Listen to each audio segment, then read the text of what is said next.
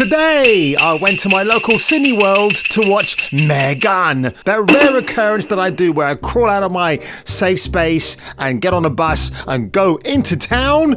And what do I have to say about this movie? Is it a feminist pro-hip piece that hates men? Or is it a film for teenage girls? Well, stick around and I'll give you the answer to both questions. This is Duke Nukem. If you're looking for a douchebag to save the day, then try Jason King on Kung Fu Hot Dog. Alright, now where are the babes? This is your captain at the ship calling. Beep, boop, boop, boop, boop. Function, malfunction. Do you know what's not malfunctioning? Maybe not this channel, but maybe the plot for this film. Now, M3GAN is a very curious film because when we see oh, by the way, I've got to say before I even get into my intro, I've got to break my intro here because I went to my local Cineworld to watch M3GAN, not Miss Markle, although I'll get into that one in just a little bit. But you had the roll call of adverts before the main feature. And one advert in particular raised a few chuckles in the cinema. Why? Because it was about, let's join the Metropolitan Police. You couldn't put on a radio or turn on the TV without seeing the news headlines. I'm not going to mention them here, but again, it's another gross example of police stupidity, and I could not stop laughing. And let's just get into this film. Now, what I will say about this review, I'm going to be littering this with spoilers galore, because if I don't actually make my points clear enough through tippy-toeing around, you're not going to actually understand where I'm coming from. Now, this film was co-written by James Wan, the same guy who gave us the first Saw film and then later gave us Aquaman with Amber Heard. So go figure that one out. Now, I will say, when you see the Universal logo and Blumhouse, they've changed their logo now, which I don't really like. It's now BH, which is a bit dumb. I think you still see the skull in the house, but they may have changed that now, I believe. And it's a shame because with significant change comes some significant messaging. Now, yes, I know the creepy doll behind me is I guess a teenage version of Elizabeth Olsen. So this, like, the first half of my review is going to be this. It's very anti-men. I'm afraid it is. I didn't want to go there, but it is, because I counted at least 5 men die at the hands of M3GAN. And I'm including Dewey the dog, the no-nonsense, I shit in your lawn dog. This dog, the next-door neighbor for the woman who looks after him, clearly not doing a great job. And then, like, one woman dies, like one other person dies, a female. And I'm like, holy shit, like, you couldn't even out the kill quota just a little bit, Mr. Director? You couldn't do that? So it makes you wonder if Blumhouse Productions are kind of going down this slightly feminist rabbit hole where they want women not to be treated too badly on the big screen, but the men continue to look a little bit inferior and a bit stupid. I will say the first male to get killed off is a foul-mouthed young boy called Brandon. I thought he was hilarious. When we only get to know him on screen for about 5 minutes, and he does tell a grown-up to F off, which I thought was absolutely hilarious. In fact, if you go to the IMDb page, that's the quote that they take from the movie. So obviously it rang true. I burst out laughing in the cinema at that particular moment. I find it very funny when a kid tells an adult to F off. It's pretty hilarious.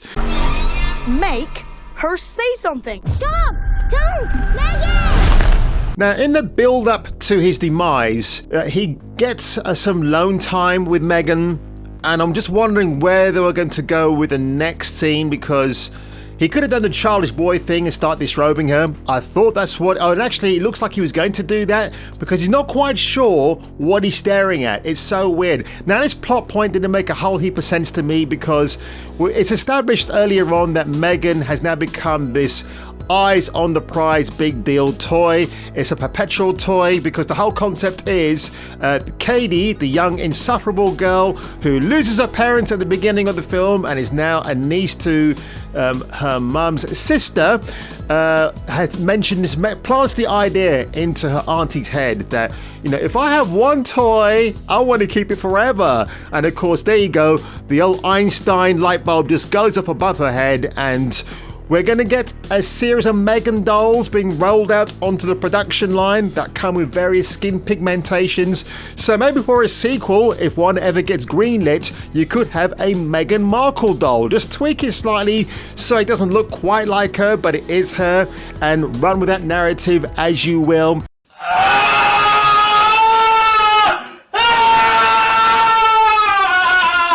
So all these mysterious murders are happening. I mean, you know, the only thing I'll say about the murders of the men, there is some diversity there because Gemma, who is the aunt for Katie, has a Far East Asian boss. And he's pretty funny, actually. I actually like the character. He's not a douchebag. He just wants what's best for the company. They want to kick Hasbro in the nuts. So I truly appreciated that. But man, when he gets off, it's the most ridiculous thing I've ever seen because the way they establish it, M3GAN is a protector, and I know this is meant to be ex machina as a comedy, I understand that, but like the logic, like what's logged into her brain is that she kills with reason, but all of a sudden M3GAN the robot, who's like 4 feet high, kills men because men are just terrible, they're bad. And that for me kind of soured my expectations. I thought this film would be like a real tongue-in-cheek throwback to horror films I enjoyed back in the day. Quite clearly, that is not the case. And I think the real villain is Gemma, played by Alison Williams, because she invented the friggin' robot in the first place. Yes, she made a male robot called Bruce in her college or university projects, and she keeps Bruce in the house with her. But at the end, it's like, well, Gemma and her co-workers who survived at the hands of M3GAN, they can all go about their happy, cozy lives like there was nothing of consequence to her project at all. It's like, ooh, let's wipe that furrowed brow and let's carry on with our lives like nothing ever happened. It was so retarded and so ridiculous. And now I'll get to the good points about this film, and I'll say it's more about the messaging, as in about making us aware of sentient beings, whether it's a perpetual robot you long to have as a companion for yourself because maybe you don't like to interact with humans, pandemic or not, but you cannot be reliant upon them, which is why I don't have Alexa in my house. That thing freaks the living shit out of me. I kid you not. It is like one of my Achilles heels. Do not bring Alexa. If I go to someone's place and they've got Alexa, I think that thing is watching us, or it might pick up. No, look. There were these YouTube videos, I don't think you can find them anymore, but somebody asked Alexa the question about how to erase yourself, and shockingly, Alexa gave an answer, which I could not believe. Now, is that urban myth? Is it for real? Have they made a film about it? No, but perhaps they should. I would love to see that. But this film didn't freak me out, but it made me aware that we should have limitations about things that we enjoy, whether it's your PlayStation or Xbox console, interacting with your phone, which is what a lot of us do. I probably spend about 50% of my time on my phone. I'm trying to cut it down even more, actually, to about 20%. And again, the point of this film is, human interaction is the best interaction you're ever going to get, because the human mind, as dumb or as clever as it can be, is infinite.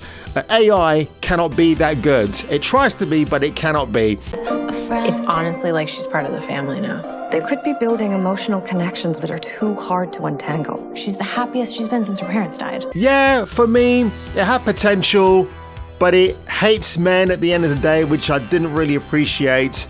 There are a couple of funny moments, but again, is funny at a man, whether he's white or oriental, really funny at the expense of their demise? Is it really? I don't know. I just found the whole thing a bit underwhelming, actually, if I have to be honest.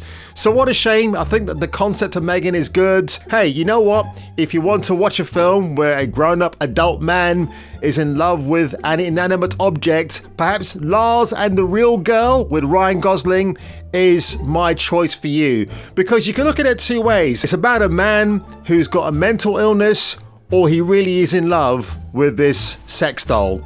That's what I'm going to call it. And we dare not call M3GAN that, because clearly she's not. But hey, if they go with a sequel, make her a bit more grown up, have fun, guys. Have fun, Bloomhouse. Remember that? Fun? F-U-N? Do you remember what that's all about? This audience I were with, they were like, yeah, it was all right, but I want to go home now. And home I went, and home I shall stay for the rest of the evening editing this video for you. So on that one, folks, if you enjoyed this M3GAN review today, make sure you hit a like below, make sure you hit that subscribe button, and if I were you, and if you were me, I will see you on the next video.